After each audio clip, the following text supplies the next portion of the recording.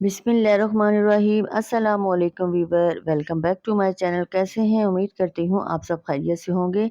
आज की रेसिपी मेरे किचन में साबुत चने बॉयल करना। अब हम महंगे वाले चने लेना छोड़ देंगे, बिल्कुल कम रेट वाले चने लेंगे और 20 मिनट में गलकर तैयार हो जाएंगे। अगर आप मेरे चैनल पर नए हैं तो प्लीज़ मेरे चैनल को सब्सक्राइब, लाइक और बेल के बटन को क्लिक कर दे ताकि आने वाली हर नई वीडियो की नोटिफिकेशन आपको सबसे पहले फ्री में मिलेगी।